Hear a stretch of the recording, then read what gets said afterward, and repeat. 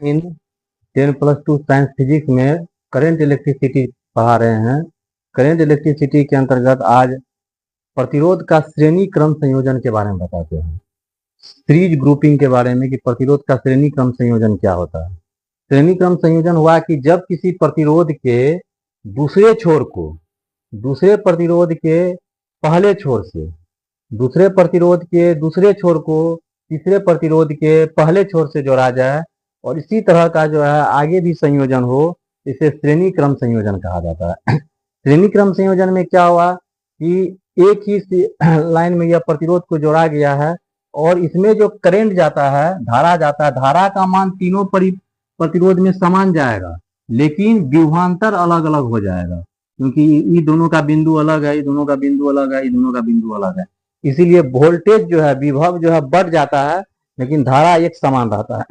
अब इसका जो है व्यंजक निकालना है कि श्रेणी क्रम में यदि हम प्रतिरोध को जोड़ते हैं तो उसका तुल्य प्रतिरोध कितना होगा। तो यही मान लिए कि माना R1, R2, R3 तीन प्रतिरोध को श्रेणी क्रम में जोड़ा गया है, श्रेणी क्रम में जोड़ा गया है, तीन प्रतिरोध को जोड़ा गया है और इसका विभव अलग अलग है,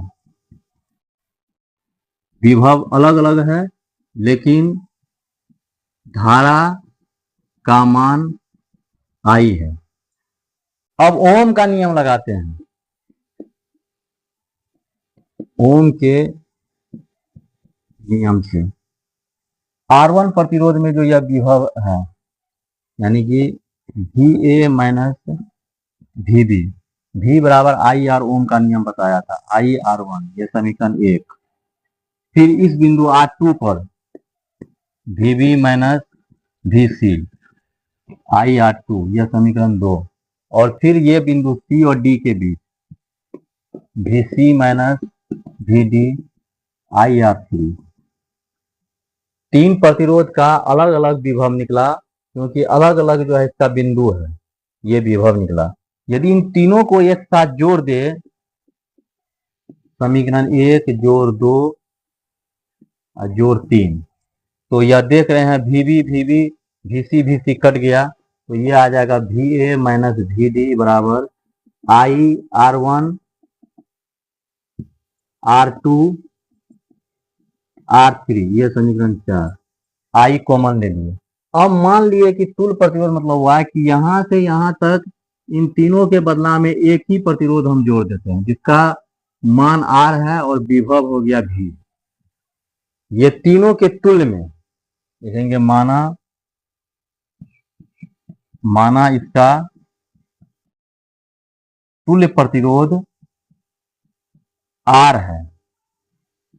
जब तुल्य प्रतिरोध R है तो फिर इसी में ओम का नियम लगाएंगे। अब एक बिंदु यहाँ, एक बिंदु यहाँ, दो बिंदु है, तो VA माइनस VD बराबर IR, ये समीकरण 5 हो गया। VA BD समीकरण 4 और 5 को यदि इसको मिलाएंगे समीकरण 4 तथा 5 से, तो VA माइनस VD कट गया, तो ये आ रहा है IR बराबर IR1 plus R2 plus R3, cut गया, तो R is equal to R1 R2 R3। यानी कि हम क्या देख रहे हैं, यदि श्रेणी क्रम में प्रतिरोध जोड़ते हैं तो इसका तुल्य प्रतिरोध उन सभी प्रतिरोधों के योगफल के बराबर होता है।